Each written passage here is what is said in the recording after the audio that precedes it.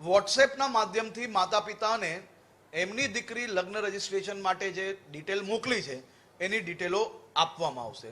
કુલ મળાવીને અમે એક પ્રયાસ કર્યો છે કે માતા પિતાની વેદનાઓ બી સચવાય, દીકરા દીકરીઓનો હક બી સચવાય અને કોઈ બી લેભાગુ કર્મચારી સિસ્ટમની અંદરથી કોઈ એરર શોધીને આવા પરિવારોનું જીવન બરબાદ કરવામાં એ પોતે એના એમ કહી શકાય કે એ પોતે આ જીવન બરબાદ કરવાનું કારણ સિસ્ટમ ના બને તે પ્રકારની વ્યવસ્થાઓ આખી ઊભી કરવાનો નિર્ણય લેવામાં આવ્યો છે. આની સંપૂર્ણ વિગત લેખિતમાં આપ સૌ લોકોને આજે આપવામાં આવશે.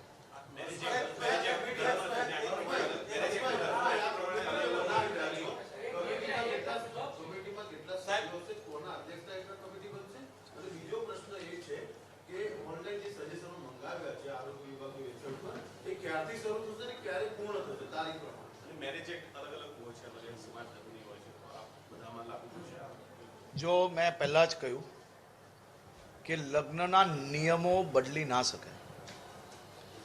લગ્ન નોંધણીની જે પદ્ધતિ છે એમાં એરર હતી, એ એરરને સંપૂર્ણ રીતે બદલીને એને કવચ બનાવવામાં આવ્યું છે કે માતા પિતાની વેદનાઓ બી સચવાય અને યુવાનોનો હક બી સચવાય.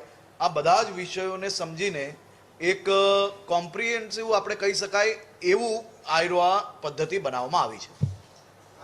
બે સવાલ છે મારા, વારાફરતી પૂછીશ. પહેલો સવાલ એ છે કે અગાઉની જે પદ્ધતિ હતી એની અંદર પણ ફરજીવાળો થતો હતો, આની અંદર પણ થવાની શક્યતા છે. જો ફરજીવાળો થયો તો કોની જવાબદારી રહેશે, એને શું સજા રહેશે, એવું કઈ અત્યારે જે લેવલ પરથી કોઈ ખોટું કરે એ લોકો પર કાનૂની કાર્યવાહી કરવામાં આવશે. અને બીજો વિષય કે આ જે પદ્ધતિ આપણે નક્કી કરી છે તે માટે 1 મહિનાનો સમય લોકોને આપણે આપ્યો છે. તમામ સામાજિક સંસ્થાઓ હોય કે યુવાનો હોય એ પોતપોતાની લાગણી દર્શાવી શકે. હવે બીજો સવાલ, પહેલા એવું હતું કે કોઈ પણ જગ્યાએ એ નોંધણી થઈ શકે, શું આની અંદર એવો કોઈ સુધારો કર્યો છે કે આધાર કાર્ડ વર કે વધુનું જ્યાંનું એડ્રેસ હોય એને સરાઉન્ડિંગ એરિયામાં જ નોંધણી થાય કે ગમે ત્યાં થશે? સામાન્ય રીતે ભારત એક દેશ છે અને એની અંદર આપણા રાજ્યની અંદર કોઈ બી નોંધણી કોઈ બી ખૂણે કરે, પરંતુ એના પરિવારને આ માહિતી પહોંચાડવી, હાલ સુધી શું હતું કે બહાર બોર્ડ પર તલાટી લગાડી લેતા હતા, પરંતુ હવે એ કારણોસર ઘણા લોકો ફાવી જતા હતા, એ માહિતી સીધી આપણે એમના ઘરે મોકલીએ છીએ. એટલો બદલાવ છે અને એ જ બદલાવ આપણે લાવી શકીએ અને એ બદલાવ લાવવામાં આવ્યો છે. સર, આપણે જે હમણાં વાત કરી કે છેલ્લા 2 વર્ષમાં આટલા સુવિધા અને એ ફરજીવાળો જે કંઈ હતો એમાં કોઈ તલાટી કે એના ઉપરી અધિકારી સામે કોઈ કાયદેસરની જે કોઈ જવાબદાર લોકો હતા એ લોકો પર કાયદેસરની કાર્યવાહી આપણે કરી છે. તમારી અનેક ચેનલો દ્વારા બી આ પ્રકારની માહિતીઓ ચેનલમાં દર્શાવવામાં આવેલી હતી. એમાં કોઈ બી ફરિયાદી ના હોવા છતાં બી રાજ્ય સરકાર ફરિયાદી બનીને બી આવા લોકો પર પગલાં ભર્યા છે. આભાર. પછી અધ્યક્ષશ્રીનું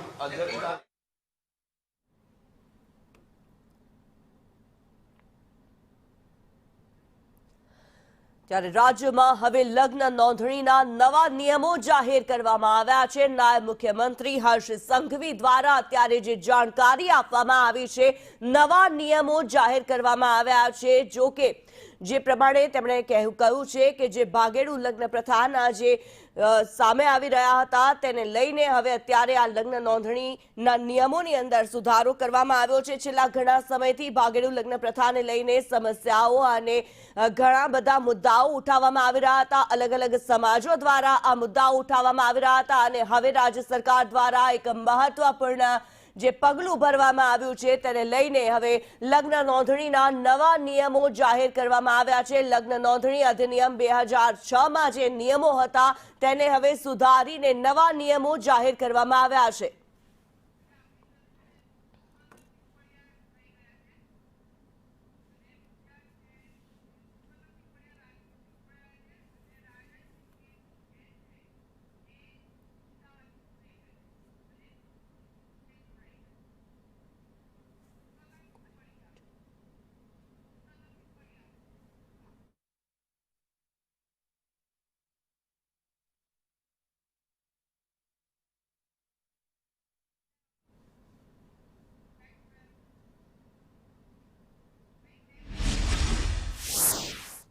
ત્યારે લગ્ન નોંધણી બિલને લઈને જ્યારે નવા નિયમો જાહેર કરવામાં આવ્યા છે, અમારી સાથે અત્યારે પાટીદાર અગ્રણી પુરુષોત્તમ પીપળિયા જોડાયેલા છે, રાજશ્રી કેસરીજી જોડાયેલા છે, સાથે જ અમારી સાથે હિતેન જોડાયેલા છે ન્યૂઝ રૂમથી।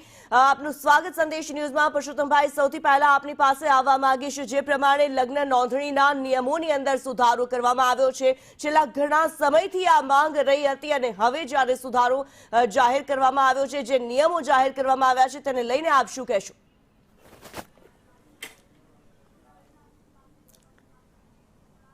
કિન્નરીબેન, હમણાં મેં ગૃહમંત્રીશ્રીનું નિવેદન સાંભળ્યું, એ જોતા તે નિયમમાં ક્યાંય ફરજિયાત મંજૂરી લેવી તેવી કોઈ જોગવાઈ નથી,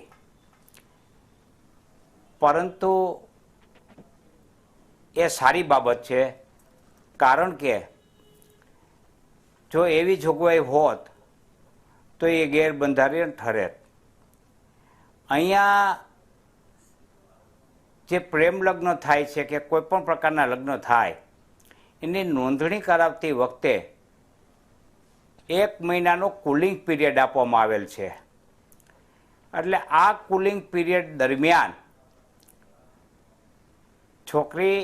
છોકરાના મા બાપો બધા મળી અને સુલે શાંતિપૂર્વક જે કાંઈ નિકાલ થતો હોય તે કરી શકે છે, એવી જોગવાઈ કરવામાં આવી છે। એ સારી બાબત છે અને આવકાર્ય છે, કારણ કે 1 મહિનાનો બધા પાત્રોને સમજાવવાનો, બંને પક્ષના પાત્રોને સમજાવવાનો સમય આપવામાં આવેલ છે, પણ જો એ સમયમાં એ પાત્ર લગ્ન કરવા માટે મક્કમ હોય તો એને રોકી શકાય નહીં, તો એ સારી જોગવાઈ છે। એટલે મારી દૃષ્ટિએ આ જોગવાઈ આવશે તો જે ભાગીન લગ્ન કરે છે, જે મા બાપની જાણ વગર લગ્ન કરે છે અને એમાં ખુલ્લાપણું નહોતું, તો એ ખુલ્લાપણું રાખવામાં આવ્યું છે અને બધાઈને એ લગ્ન કરે છે તેવી જાણ થશે તો સામાજિક સંસ્થાઓ અને મા બાપો તેમને સમજાવવા માટેના પ્રયાસો કરશે, તો સારી બાબત છે। જી બિલકુલ, અમારી સાથે રાજશ્રીજી પણ જોડાયેલા છે। આપને પૂછવા માંગીશ, જે પ્રમાણે લગ્ન નોંધણીના જે નિયમોમાં જે ફેરફાર કરવામાં આવ્યો છે, આ ફેરફારને લઈને તો અમારા ગાંધીનગર નિવાસ સ્થાનેથી વિધાનસભા ભવન સુધી પગે ચાલીને માનનીય મુખ્યમંત્રીશ્રી અને નાયબ મુખ્યમંત્રીશ્રીની પાઘડી પહેરાવીને એક વિરોધ પક્ષનો ધારાસભ્ય હોવા છતાં અમે એનું સન્માન કરશું। ત્યારે આપણે સૌ આશા રાખીએ કે આગામી 30 દિવસની અંદર આ જ બજેટ સત્ર ચાલુ છે ત્યાં આ અંગે કોઈ ઠોસ કાયદો બનાવવામાં આવે, કારણ કે આ અંગે સરકાર દ્વારા વારંવાર પાછલા 2-3 વર્ષો થયા માત્ર નિવેદનો ભાષણમાં આપવામાં આવતા હતા, પણ ગૃહમાં આ વાત આવી છે તો આ અંગે સારો કાયદો બને એવી અપેક્ષા રાખીએ।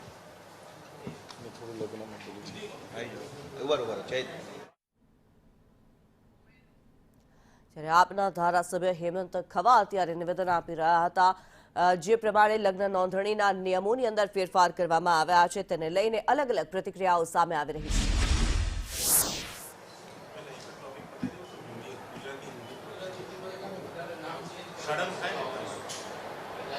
એકવાર લઈ લો તો પછી પહેલા સેટઅપ ચેન્જ કર્યો, ઓકે એવું હા હા બદલાઈ ગયું। હવે બે હવે ચૈતરભાઈમાં હિન્દી ગુજરાતી બંને કરી લો। આપણે પૂછો, અમે છીએ।